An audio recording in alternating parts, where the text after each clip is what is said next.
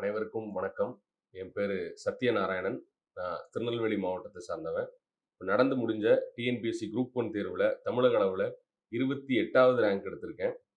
And நான் already 2020ல இருந்து local fund and auditing டிபார்ட்மெண்ட்ல குரூப் 2 நேர்முக தேர்வுல தேர்வாகி பணிபுரிஞ்சுட்டு இருக்கேன். இந்த குரூப் 1 தேர்வுல என்னோட வெற்றிக்கு நான் அயராது ஒரு 7ல இருந்து 8 வருஷமா நான் ப்ரிப்பேர் பண்ணிக்கிட்டு இருக்கேன். 2016ல என்னோட ப்ரிப்பரேஷனை ஸ்டார்ட் பண்ணேன். இப்போ நான் கிளியர் பண்ணியிருக்கிறது என்னோட 4வது அட்டெம்ப்ட்ல இந்த வாட்டி குரூப் 1 தேர்வை தேர்ந்தெடுத்திருக்கேன். செலக்ட் ஆயிருக்கிறேன். அதில் என்னோட மெயின்ஸ் மார்க் பார்த்தீங்கன்னா 517 அண்ட் என்னோட interview mark 75 first slot. So இந்த ரெண்டுமே எனக்கு இன்டர்வியூ டிஎன்பிஎஸ்சி குரூப் 1ல 28th ரேங்க் செக்யூர் பண்ணுறதுக்கு எனக்கு ஹெல்ப்ஃபுல்லாக இருந்தது. அண்ட் என்னோட ஃபேமிலியை பற்றி பார்த்தீங்கன்னா, நான் திருநெல்வேலி மாவட்டம் ரோஸ்மேரி மெட்ரிகுலேஷன் ஸ்கூலில் என்னோட 10th ஸ்டாண்டர்டை கம்ப்ளீட் பண்ணேன். அண்ட் அதுக்கப்புறம் என்னோட diploma in mechanical engineering Sankar institute of polytechnical complete பண்ணேன். அண்ட் 2010லேருந்து 13 வரைக்கும் கோயம்புத்தூர் ஹிந்துஸ்தான் காலேஜ் ஆஃப் இன்ஜினியரிங்கில் ஏரோநாட்டிக்கல் இன்ஜினியரிங் கம்ப்ளீட் பண்ணி 2014-15ல் ஒரு வேலையும் 15-16ல் ஒரு காலேஜில் ஒரு தனியார் காலேஜில் ப்ரொஃபஸர் வேலையும் பார்த்துட்டு அண்ட் அதுக்கப்புறம் 2016க்கு அப்புறம் ப்ரிப்பேர் பண்ண ஆரம்பிச்சு ஸோ இப்போ 2024ல் நடந்து முடிஞ்ச எக்ஸாமில் செலக்ட் ஆகிருக்கிறேன். And I am married. எனக்கு கல்யாணம் ஆயிடுச்சு, திருமணம் ஆயிடுச்சு. எனக்கு 2 குழந்தைங்க இருக்காங்க. ஸோ என்னதான் குரூப் 1 எக்ஸாம் அப்படின்னு நம்ம இனிஷியல் ஸ்டேஜில் ப்ரிப்பேர் பண்ண ஆரம்பித்தாலும் பல அப்டக்கல்ஸை தாண்டி இன்னைக்கு இந்த இடத்துல வந்திருக்கிறேன். அண்ட் என்னோட ரேங்கிங் பொசிஷனை பொறுத்த மட்டும் இல்லை, என்னோட கம்யூனல் ரேங்கிங்க்கு எனக்கு டெப்யூட்டி கலெக்டரை தவிர மீதி எல்லா துறைகளும் கிடைக்கிறதுக்குண்டான வாய்ப்புகள் இருக்குது. ஸோ இன்கேஸ் நான் டெப்டி சூப்பரண்ட் ஆஃப் போலீஸ் எடுக்கலாம் அப்படிங்கிற ஒரு ஐடியாவில் இருக்கேன். அண்டு இந்த லாங் டைம் ஜேர்னியில் நிறைய இடையூறுகள் வரும். அதில் முக்கியமாக கன்சிஸ்டன்சி தான் மிக முக்கியமான ஒரு விஷயமா நான் பார்க்குறேன். இந்த ஜேர்னிக்கு எந்த எக்ஸாமாக இருக்கட்டும், குரூப் 4ஆக இருக்கட்டும், இல்லை குரூப் 2ஏவாக இருக்கட்டும், குரூப் 2ஆக இருக்கட்டும், குரூப் 1ஆக இருக்கட்டும், ஈவன் யூபிஎஸ்சி சிவில் சர்வீசஸாக இருக்கட்டும், எந்த எக்ஸாமாக இருந்தாலும் மிக முக்கியமாக ஒரு ஆஸ்பிரண்ட்டுக்கு தேவை என்ன அப்படின்னா கன்சிஸ்டன்சி அப்படிங்கிறது தான் நான் ஃபீல் பண்ணுறேன். நான் அதை தான் என்னோட ஜூனியர்ஸ்க்கும் சொல்லுவேன். அண்டு இப்போ என்னோட ஜேர்னியில் பார்த்தீங்கன்னா, நான் 2016ல் ப்ரிப்பேர் பண்ண ஆரம்பிக்கும் போதே மொதல் அட்டெம்ப்ட்லேயே குரூப் 1 ப்ரிலிமினரி கிளியர் பண்ணேன். அண்ட் அந்த வாட்டி மெயின்ஸ் எழுதும்போது ஒரு 7 மார்க் வித்தியாசத்தில் என்னால் முதன்மை தேர்வு தகுதி பெற முடியலை. அண்ட் அதுக்கப்புறம் உடனே 2019ல் ஒரு குரூப் 1 மெயின்ஸ் எழுதினேன். அதில் 2.25 மார்க். அதில் என்னோட மெயின்ஸ் கட் ஆஃப் ரீச் பண்ண முடியாமல் அந்த வாட்டியும் ஃபெயில் ஆனேன். இமீடியட்டாக 2020ல் குரூப் 2 ப்ரிப்பேர் பண்ணிவிட்டு ப்ரிலிமினரிக்கு இங்கிலீஷ்லாம் படிச்சுட்டு அப்போ நான் என்னோட எக்ஸாமை கிளியர் பண்ணும்போது communal rank 27, all over Tamil Nadu rank 139 எடுத்து local fund and audit department choose பண்ணேன். அண்ட் ஆஃப்டர் மேரேஜும் நான் என்னோட ப்ரிப்பரேஷனை விடலை. 2023லையும் குரூப் 1 ப்ரிலிமினரி பாஸ் பண்ணி அப்பவும் நான் மெயின்ஸ் எழுதினேன். ஒரு 10 மார்க் டிஃப்ரென்ஸில் என்னால் அந்த மெயின்ஸை கிளியர் பண்ண முடியல. அண்ட் இப்போ 2024ல் திருப்பியும் ப்ரிலிம்ஸ் கிளியர் பண்ணி என்னோட ஆஃபீஸில் பெர்மிஷன் வாங்கி ஒரு 3 மாதம் லாஸ் ஆஃப் பே போட்டு உட்காந்து விகரஸாக ப்ரிப்பேர் பண்ணி இப்போ இந்த வாட்டி 28th ரேங்க் எடுத்திருக்கேன். ஸோ ஒரு ஆஸ்பிரண்ட்டாக ஒரு கல்யாணம் ஆனதுக்கப்புறம் 2 குழந்தைங்கள வச்சுக்கிட்டு என்னால் முடிஞ்சுது அப்படின்னா எல்லா மாணவர்களாலையும் முடியும். இதில் கிராமப்புற மாணவர்கள், urban side, educated family, well off family அப்படிங்கிற எந்த ஃபேக்டர்ஸும் நம்மளோட வெற்றிக்கு காரணமாகவோ தடைக்கல்லாகவோ இருக்காது அப்படிங்கிறத நான் உறுதியாக நம்புகிறேன். அண்டு இப்போ நான் மீன்வைல் ப்ரிப்பேர் பண்ணிக்கிட்டு இருக்கும்போது 2018ல் இருந்தே நான் ஸ்மார்ட் லீடர்ஸ் ஐஏஎஸ் அகாடமியில் ஒன் ஆஃப் த ப்ரைம் ஃபேக்கல்ட்டியாக இருந்தேன். இங்கே நான் ஜென்ரல் ஸ்டடீஸில் ஹிஸ்ட்ரி, ஜியோகிராஃபி, பாலிட்டி எல்லா சப்ஜெக்ட்டுமே நான் ஹேண்டில் பண்ணியிருக்கேன். சிவராஜ்வேல் சார், சாதிக் சார் இவங்களோட கிளாஸில் உள்ள நோட்ஸ் எல்லாம் எனக்கு இந்த குரூப் 1 மெயின்ஸ் வரைக்கும் அவ்வளோ பிரயோஜனமாக இருந்தது. நான் 2018-19ல் எடுத்த என்னோட பாலிட்டி நோட்ஸும் ஹிஸ்ட்ரி நோட்ஸும் இந்த மெயின்ஸுக்கும் யூஸ்ஃபுல்லாக இருந்துச்சு அப்படிங்கிறது தான் இதில் ரொம்ப மிக எனக்கு ஆச்சரியமான விஷயம். ஏன்னா அப்போவுமே அவ்வளோ டெப்த்தான ஜென்ரல் ஸ்டடீஸில் எனக்கு கிளாஸஸ் கிடச்சிது.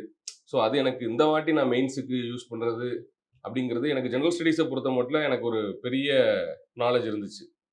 ஸோ ஒவ்வொருத்தருக்கும் ஒவ்வொரு ஏரியா ஸ்ட்ராங், ஒவ்வொரு ஏரியா வீக் அப்படிங்கும்போது இப்போ என்னோட பர்சனலில் எனக்கு வீக்கான சப்ஜெக்ட்னு பார்த்தீங்கன்னா மேக்ஸ். ஸோ நான் என்ன தான் எவ்வளோ ப்ரிப்பேர் பண்ணாலும் மேக்ஸில் 50 அவுட் ஆஃப் 50 முன்னாடி ஸ்கோர் பண்ணுறது எனக்கு கொஞ்சம் கஷ்டமாக நான் ஃபீல் பண்ணேன். அண்டு லக்கிலி இந்த வாட்டி பேட்டர்ன் டிஎன்பிசியில் மாறிடுச்சு. ஸோ மேக்ஸை ரிமூவ் பண்ணிவிட்டு எத்திக்ஸ் கொண்டு வந்தாங்க. ஸோ அது எனக்கு ஒரு பெரிய அட்வான்டேஜாக இருந்துச்சு. அண்டு தமிழ் சொசைட்டியில் நான் கொஞ்சம் கஷ்டப்பட்டுக்கிட்டு இருந்தேன். நான் மத்த எல்லா ஜென்ரல் ஸ்டடீஸையும் இங்கிலீஷில் எழுதிக்கிட்டு தமிழ் சொசைட்டியை தமிழ் எழுதும்போது நிறைய எழுத்து பிழைகள் இதை மாதிரிலாம் வந்துட்டு இருந்துச்சு. அதில் நான் கொஞ்சம் அப்டக்கல்ஸ் ஃபேஸ் பண்ணேன். அண்ட் இந்த வாட்டி அந்த தமிழ் சொசைட்டியை நான் இங்கிலீஷில் எழுதுனது எனக்கு ஒரு அட்வான்டேஜாக இருக்கும்னு நான் பார்க்குறேன். அண்ட் அதுக்கப்புறம் இந்த குரூப் 1 மெயின்ஸில் போன மெயின்ஸ் கம்பேர் பண்ணும்போது இந்த மெயின்ஸில் ஆல்மோஸ்ட் அபவுட் 55 மார்க்ஸ் வந்து நான் இன்க்ரீஸ் பண்ணியிருக்கேன் என்னோட மெயின்ஸ்ல. ஸோ அதுக்கு என்னோட முக்கியமான விஷயமா நான் பார்க்குறது ஆன்சர் ஸ்ட்ரக்சரிங் அண்ட் அந்த பேட்டர்ன். எவாலுவேட்டரோட மைண்ட் செட்டுக்கு ஏத்தபடி பேப்பர எப்படி பிரசன்ட் பண்றதுங்கிற ஸ்கில்ல கொஞ்சம் லேகா இருந்திருக்கேன். இதுக்கு முன்னாடிங்கிறது எனக்கு இந்த வாட்டி தான் புரிய ஆரம்பிச்சது. ஸோ இந்த மாரி சின்ன சின்ன கரெக்ஷன்ஸ் இருந்ததுன்னா, அத எப்படி ரெக்டிஃபை பண்றது, சேஞ்ச் பண்றது அப்படிங்கிறத கண்டுபிடிக்கிறது தான் ஒரு ஆஸ்பிரண்டோட முக்கியமான விஷயமா இருக்கும். ஸோ இந்த மாதிரியான கண்டுபிடிக்கிறதுக்காக தான் ஒரு ஆஸ்பிரண்ட்டுக்கு வந்து ஒரு அகாடமி தேவை. அது எனி அகாடமி, தமிழ்நாட்டுல, இந்தியால எந்த அகாடமியா இருக்கலாம். நம்மளோட ஸ்ட்ரென்த் என்ன? நம்ம எதுல லேக் ஆகுறோம்? அப்படிங்கிறத கண்டுபிடிச்சு, நம்மளோட எரர்ஸ ரெக்டிஃபை பண்ற அளவுக்கு ஒரு அகாடமி ஏதோ, அத சூஸ் பண்ணி ஆஸ்பிரண்ட்ஸ் பார்த்து படிக்கலாம். ஸோ இப்ப இன்ஸ்டிடியூட்க்கு கண்டிப்பா போணுமா? போகாமலே படிக்கலாமா? அப்படின்னு நெறைய பேருக்கு நெறைய டவுட்ஸ் இருக்கும். எல்லாரும் கண்டிப்பா போகணுங்கிற அவசியம் இல்ல. ஏன்னா சில பேருக்கு ஒரு ஸ்கில் வந்து உடனடியா புரிஞ்சிரும். சில பேருக்கு ஒரு ஸ்கில் வந்து கொஞ்சம் லேட்டா ரியலைஸ் ஆகும். சில பேத்துக்கு அது ரியலைஸே ஆகாது. ஸோ அப்ப அது இந்த எக்ஸாமுக்கு டிமாண்ட் அந்த எக்ஸாம் டிமாண்ட் பண்ற ஸ்கில் என்னவோ, அத ஈஸியா அக்யூர் பண்றவங்களுக்கு ரிசல்ட்ஸ் சீக்கிரம் கிடைக்கும். அத அக்யூர் பண்ண முடியாம திணர்றவங்களுக்கு ரிசல்ட்ஸ் கொஞ்சம் டிலே ஆகும். ஆனா இது எல்லாத்துக்குமே முக்கியம் கன்சிஸ்டன்சி மட்டும் தான். இந்த கன்சிஸ்டன்சி இருக்கிறவங்களால மட்டும் தான் எனி எக்ஸாம் இன்னைக்கு குரூப் 4 எக்ஸாம் வந்து அவ்வளோ ஈஸி கிடையாது. அதுக்குமே வந்து ஆல்மோஸ்ட் அரவுண்ட் 17 லேக்ஸ் ஆஸ்பிரண்ட்ஸ் வந்து படிச்சுட்டு இருக்காங்க. எக்ஸாம்க்கு அப்ளை பண்றாங்க. ஆனா கிளியர் பண்றது என்னவோ பார்த்தீங்கன்னா, 9,000லேருந்து 10,000 பேர் தான் கிளியர் பண்றாங்க. ஸோ எல்லாத்துக்குமே வந்து ஒரு கன்சிஸ்டன்ட்டான ப்ரிப்பரேஷன் தேவைப்படுது. ஸோ நம்ம ஸ்டூடண்ட்ட என்ன நெறைய பேரு நல்ல எஜுகேஷனல் பேக்ரவுண்ட்ல இருப்பாங்க. அண்ணா யூனிவர்சிட்டில படிச்சிருப்பாங்க. பிஎஸ்ஜி டெக்ல படிச்சிருப்பாங்க. ஆனா அவங்களால வந்து ஒரு குரூப் 1 எக்ஸாம் கிளியர் பண்ண முடியாது. ஏன்னா, அவங்களுக்கு அந்த ஸ்கில் இல்லாம இல்ல. அந்த கன்சிஸ்டன்சி இல்லாதனால அவங்களால கிளியர் பண்ண முடியாத சூழல் வருது. ஸோ, இந்த மாதிரி நெறைய ஆஸ்பெக்ட்ஸ்ல ஒரு ஆஸ்பிரண்ட் வந்து சக்சஸும் ஆகுறாங்க, ஃபெயிலியரும் ஆகுறாங்க. ஸோ, அதுல முக்கியமா எனக்கு ஹெல்ப் பண்ண விஷயம், இந்த எக்ஸாம் அச்சீவ் பண்றதுக்கு என்னென்ன அப்படிங்கிறத, நான் இந்த வீடியோ மூலியமா ஸ்டூடண்ட்ஸ்க்கு சொல்றேன். இது நெறைய பேருக்கு யூஸ்ஃபுல்லா இருக்கும் அப்படின்னு நான் நம்புறேன். ஸோ, என்னோட இனிஷியல் ஸ்டேஜஸ் ஆஃப் பிரிப்பரேஷன் வந்து 2016ல திருநெல்வேலியில ஸ்மார்ட் லீடர்ஸ் ஐஏஎஸ் அகாடமில இருந்து ஆரம்பிச்சது. ஸோ, அங்க தான் நான் என்னோட முதல் பிரிலிமினரிக்கு நான் ப்ரிப்பேர் பண்ண ஆரம்பிச்சேன். ஸோ, அப்பமே வந்து நெறைய ஃபேக்கல்டீஸ் சென்னையிலருந்து வந்திருந்தாங்க. ஸோ, அந்த வே ஆஃப் எக்ஸ்போஷர் வந்து எனக்கு ரொம்ப ஒரு ஊந்துதலா இருந்தது. நம்ம வெறுமனே ஜஸ்ட் ஒரு கவர்ன்மென்ட் ஜாப்க்குள்ள மட்டும் இருந்துறக்கூடாது. ஒரு குரூப் 1 லெவல்ல அச்சீவ் பண்ணணும். ஏன்னா, அங்க வந்து யுபிஎஸ்சிக்கு உண்டான ஃபேக்கல்டீஸும் வந்திருந்தாங்க. யுபிஎஸ்சிக்கும் ஆரம்பிச்சிருந்தாங்க. ஸோ, இன்னமும் எனக்கு அந்த ஐடியா இருக்கு. பட் ஒரு குரூப் 1 லெவலுக்கு அச்சீவ் பண்ணணுங்கிற அந்த இனிஷியல் ஸ்டேஜ் ஆஃப் ஃபயர் வந்து எனக்கு ஸ்மார்ட் லீடர்ஸ்ல 2016ல எனக்கு ப்ரிப்பேர் பண்ண ஆரம்பிச்ச காலத்துல இருந்தே அது மோட்டிவேட்டிங்கா இருந்துச்சு. அண்ட் அதுக்கப்புறம் 2018, 19ல இருந்தே நான் வந்து ஸ்மார்ட் லீடர்ஸ்ல ஒன் ஆஃப் த ஃபேக்கல்டியா நான் வந்து ஜெனரல் ஸ்டடீஸ் கிளாஸஸ் ஹேண்டில் பண்ணிக்கிட்டே ப்ரிப்பேர் பண்ணிட்டே இருந்தேன். ஏன்னா உங்களுக்கு தெரியும், ஒரு பையன் வந்து ஒரு அளவுக்கு தான் வந்து தன்னோட ஃபேமிலிய டிபெண்ட் பண்ணி இருக்க முடியும். பொருளாதார ரீதியாவோ, எமோஷனல் சப்போர்ட்டுக்காவோ. அதுக்கப்புறம் அவர் தன்னோட சொந்த கால்ல நின்னு தான் ஆவணும். ஸோ அப்ப அந்த மாரி ஒரு சூழல் வரும்போது, நான் ஸ்மார்ட் லீடர்ஸ்லயே வந்து ஜெனரல் ஸ்டடீஸ் கிளாஸஸ் ஹேண்டில் பண்ணிக்கிட்டே நான் என்னோட பிரிப்பரேஷன சைட் பை சைட் தொடர்ந்துகிட்டே இருந்தேன். 2020ல லோக்கல் ஃபண்ட் அண்ட் ஆடிட் டிபார்ட்மெண்ட்ல அசிஸ்டன்ட் இன்ஸ்பெக்டரா அதுவும் நான் திருநெல்வேலியிலே ஜாயின் பண்ணேன். இந்த டிஎன்பிஎஸ்சி எக்ஸாம்ஸ பொறுத்த மட்டும் அ ஒரு 4 வகையான எக்ஸாம் தான் பிரைமா வந்து இருக்குது. ஒண்ணு வந்து குரூப் 4, இன்னொன்னு group 2A and group 2 and group 1. இப்போ குரூப் 4 எக்ஸாம பார்த்தீங்கன்னா, நம்ம வந்து ஜூனியர் அசிஸ்டன்ட் லெவல் அப்படின்னு சொல்லுவோம். இப்ப நான் எல்எஃப் ஆடிட்ல இருக்கும்போது நான் பல டிபார்ட்மெண்ட்ட பார்த்துருக்கேன். ஜூனியர் அசிஸ்டன்ட்ஸ் தான் வந்து கவர்மெண்ட்ல இருக்கக்கூடிய முக்கியமான மிஷனரியே அவங்க தான். எல்லா டிபார்ட்மெண்ட்லயும் அவங்க தான் அதிக லெவல்ல ஸ்ட்ரென்த்ல இருப்பாங்க. அந்த ஒரு ஜூனியர் அசிஸ்டன்ட் வேல மிக சாதாரணமானது கிடையாது. அப்பார்ட் ஃப்ரம் பவர் அதெல்லாம் தாண்டி ரெஸ்பான்சிபிலிட்டீஸ்ங்கிறது ஜூனியர் அசிஸ்டன்ட்டுக்கும் அதிகமா இருக்கு. ஸோ அவங்க தான் ஒரு ஃபைல புட் அப் பண்றது. ஒரு கடைநிலை ஊழியர்ன்னு நம்ம நினைக்கிறோம். ஆனா சாமானிய மக்களோட சேவைகள வந்து அவங்கள்ட்ட இருந்து தான் ஆரம்பிக்கவே செய்யுது. ஸோ ஒரு ஜூனியர் அசிஸ்டன்ட்டுங்கிறது ஒரு பப்ளிக் சர்வீஸோட மிக முதல் அண்ட் முக்கியமான படியா தான் நான் பார்க்குறேன். ஸோ ஜூனியர் அசிஸ்டன்ட் வேலைங்கிறது குரூப் 4ல அந்த எக்ஸாம் எப்படி இருக்கு அப்படின்னா, 100 மார்க் வந்து ஜெனரல் தமிழ், 25 மார்க் வந்து maths and reasoning and 75 mark வந்து ஜெனரல் ஸ்டடீஸ். இந்த எக்ஸாம் எல்லாம் பொறுத்தமட்டில நம்ம என்ன தப்பு பண்றோம் அப்படின்னா, டிஎன்பிஎஸ்சியோட பேட்டர்ன நம்ம அனலைஸ் பண்றது இல்ல. நெறைய ஸ்டூடண்ட்ஸ் வந்து previous year question papers go through பண்றதே இல்ல. So previous year question papers வந்து ஒரு last 5 year question papers download பண்ணி, not only group 4 or group 2A or group 1 எல்லா எக்ஸாமும் டிஎன்பிஎஸ்சி கண்டக்ட் பண்ணியிருக்கிற எல்லா சின்ன சின்ன எக்ஸாம் இப்போ வந்து மோட்டார் வெஹிக்கிள் இன்ஸ்பெக்டர்னு ஒரு எக்ஸாம் நடந்திருக்கும். ஸோ அதோட ஜெனரல் ஸ்டடீஸ் கொஸ்டின்ஸ் எடுத்து நம்ம டவுன்லோட் பண்ணி பார்க்கணும். எல்லா எக்ஸாமோட கொஸ்டின் பேப்பர்ஸையும் டவுன்லோட் பண்ணி டிஎன்பிஎஸ்சி வந்து என்ன மாதிரியான பேட்டர்ன் வந்து எவால்வ் ஆகிட்டே இருக்கு அப்படிங்கிறத வந்து ஒரு ஸ்டூடெண்ட் கண்டிப்பா தெரிஞ்சுக்கணும். ஒரு ஆஸ்பிரண்ட் வந்து கண்டிப்பா தெரிஞ்சுக்கணும். அதுக்கு ஏத்தபடி நம்மளோட பிரிப்பரேஷன கொஞ்சம் மாத்திக்கணும். இன்னமும் நம்ம வந்து குரூப் 4 டைரக்ட் ஒன்லைன் கொஸ்டினா தான் இருக்கும். வேர்ல்ட் ஹெல்த் ஆர்கனைசேஷனோட ஹெட் குவார்ட்டர்ஸ் இங்க ஜெனீவா. இப்படி இந்த மாதிரியான பேசிக் ஃபேக்ட்ஸ் தான் இருக்கும். ஜிகே தான் இருக்கும். அப்படிங்கிற பேட்டர்ன் வந்து டிஎன்பிஎஸ்சி மாறி ஒரு 5 இயர்ஸ் ஆகுது. ஸோ இன்னும் நம்ம பழைய பேட்டர்ன், ரொம்ப பழைய ப்ரீவியஸ் இயர் கொஸ்டின் பேப்பர்ஸ வந்து பார்த்துட்டு இருந்தோம்னா, நம்ம அவுட் ஆஃப் த பாக்ஸ் பிரிப்பரேஷன்ல இருக்கோம்னு அர்த்தம். ஸோ இந்த மாதிரியான மிஸ்டேக்ஸ வந்து எந்த எக்ஸாம் எழுதினாலும் நம்ம பண்ணக்கூடாது. ஒரு ஆஸ்பிரண்ட் டிஎன்பிஎஸ்சியோட பேட்டர்ன அவரே உட்கார்ந்து அனலைஸ் பண்ணணும். ஸ்கூல் புக்ல இருந்து அந்த கொஸ்டின் வந்திருக்கா? இல்ல கரண்ட் அஃபேர்னா பேப்பர் ரீடிங்ல இருந்து அந்த கொஸ்டின் வந்திருக்கா? இல்ல ஏதாவது பாலிசி நோட்ஸ்ல இருந்து அது கேட்டிருக்காங்களா? இல்ல ஏதாவது எடிட்டோரியல் ஆர்டிக்கல்ல இருந்து இந்த கொஸ்டின் வந்திருக்கா? அப்படிங்கிறத நம்ம தேடி பார்க்கணும். அப்படி தேடி பார்க்கும்போது நம்மளோட நாலேட்ஜ் வந்து என்ஹான்ஸ் ஆகும். இப்போ குரூப் 4 பொறுத்த மட்டும் 100 கொஸ்டின் தமிழ் அப்படிங்கிறதுனால காமனா ப்ரிப்பேர் பண்ற எல்லா ஆஸ்பிரண்ட்ஸும் தமிழ்ல வந்து 90 மார்க் எடுக்கணும் அப்படின்னு நினைப்பாங்க. ஆனா நான் சொல்றது என்ன அப்படின்னா 90 மார்க் எடுத்தா சர்வீஸ் கிடைக்கிறது கஷ்டம். பட் 97 98 எடுத்தீங்கன்னா உங்க சர்வீஸ்க்கு வந்து கேரண்டி. அப்ப 97 மார்க் எப்படி எடுக்கிறது தமிழ்ல? அந்த 7 மார்க் தான் உங்களோட வேலைய வந்து நிர்ணயம் பண்றது. அந்த 7 மார்க் தமிழ்ல எடுக்கிறது தான் உங்களோட நீங்க வந்து இந்த குரூப் 4 கவுன்சிலிங்ல ஃபர்ஸ்ட் டே வரீங்களா? செகண்ட் டே வரீங்களா? இல்ல லாஸ்ட் நாள் போயிட்டு எந்த வேகன்சியும் இல்லாம வரீங்களா? அப்படிங்கிறத டிசைட் பண்றது. ஸோ அப்போ பேட்டர்ன் நீங்க பார்த்துட்டு இருந்தா தான் தெரியும். ஒரு தடவ சிறப்பு தமிழ் அப்படிங்கிறதுல இருந்து அதிகமான கொஸ்டின்ஸ் கேட்டதா வந்து மாணவர்கள் நெறைய பேர் சொன்னாங்க. ஸோ ஒரு தடவ பழைய டெக்ஸ்ட் புக்ஸ்ல இருந்து கேட்கறாங்க. ஒரு தடவ புது டெக்ஸ்ட் புக்ஸ்ல இருந்து கேட்கறாங்க. ஒரு தடவ இலக்கணம் வந்து ரொம்ப டெப்த்தா கேட்கறாங்க. அப்போ அவங்க பேட்டர்ன அவங்க மாத்திட்டே இருக்க தான் போறாங்க. நம்மளோட பிரிப்பரேஷன் ஸ்ட்ராட்டஜிய மாத்திக்கிட்டே இருக்கணும். மாத்திக்கிட்டே இருக்கணும் இன் த சென்ஸ் என்னன்னா, டிஎன்பிசியோட பேரலலா ப்ரிப்பேர் பண்ணணும். அந்த எக்ஸாம் எப்படி போதோ, அத பிரெடிக்ட் பண்ணி, அத கணிச்சு, அதுக்கு ஏத்தபடி ப்ரிப்பேர் பண்ணோம் அப்படின்னா, அந்த 97 மார்க்கோ, 98 மார்க்கோ எடுக்கிறது ஈஸி. முன்னாடி மேத்ஸ்ல இல்லாத நெறைய டாபிக்ஸ இந்த வாட்டி இன்க்ளூட் பண்ணியிருக்கிறாங்க. ஸோ, அப்ப அது என்ன டாபிக்ஸு? இப்ப அதுக்காக உடனே ஆர்.எஸ். அகர்வால் எடுத்து ப்ரிப்பேர் பண்ணணுமா அப்படின்னு கேட்டா, அந்த அளவுக்கு போக தேவையில்ல. ஏன்னா, அங்க நோட்டிஃபிகேஷன்லயே வந்து எஸ்எஸ்எல்சி ஸ்டாண்டர்ட் அப்படிங்கிறத மென்ஷன் பண்ணியிருக்கிறாங்க. ஸோ, அப்ப நீங்க ஆர்.எஸ். அகர்வால் வச்சு ப்ரிப்பேர் பண்ண வேண்டிய தேவை கிடையாது. ஒரு குரூப் 4 எக்ஸாமுக்கோ, குரூப் 2 எக்ஸாமுக்கோ மேத்ஸ பொறுத்த மட்டும் அந்த தேவை கிடையாது. இன்னொன்னு நம்ம முக்கியமா பார்க்க வேண்டியது என்ன அப்படின்னா, சிலபஸ்.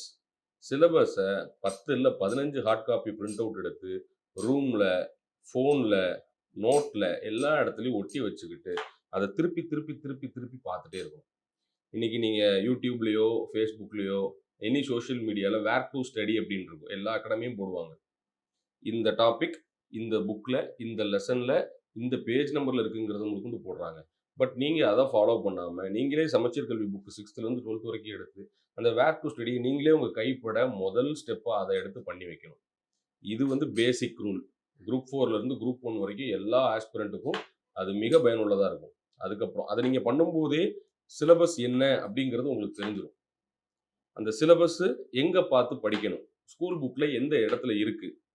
ஏன்னா, இப்போ ஒரு குரூப் 1 எக்ஸாம்ல டிகிரி ஸ்டாண்டர்ட்ன்னு தான் போட்டிருப்பாங்க. அதுக்காக நம்ம வந்து ஒரு பாட்னிய வந்து பிஎஸ்சி பாட்னி லெவல் கிராஜுவேட்டுக்கு உண்டான கொஸ்டின்ஸ் கேட்பாங்களா அப்படின்னு கேட்டா கிடையாது. ஏதோ மேபி 1 ஆர் 2 கொஸ்டின்ஸ் கேட்பாங்க. மீதி எல்லாத்தோட பேஸ் கன்டென்ட் எங்கேருந்து தான் கொஸ்டினா வரும் அப்படின்னா, ஸ்கூல் புக்ல இருந்து தான் வரும். ஸோ, அப்ப அத நம்ம தரோவ் பண்ணி வைக்கணும். அதுல அவுட் ஆஃப் த சிலபஸ் இருக்கிற போர்ஷன எலிமினேட் பண்ணிக்கிட்டு, நம்ம சிலபஸ்ல என்ன போர்ஷன் இருக்கோ, அத மட்டும் ப்ரிசைஸா பார்த்து நோட்ஸ் எடுத்து, அத மட்டும் மல்டிபிள் டைம்ஸ் ரிவிஷன் பண்ணி, அத மட்டும் டெஸ்ட் பிராக்டிஸ் பண்ணி, அத மட்டும் எக்ஸிக்யூட் பண்ணாலே நமக்கு வந்து ஈஸியா ஜெனரல் ஸ்டடீஸ்ல ஸ்கோர் பண்ண முடியும்.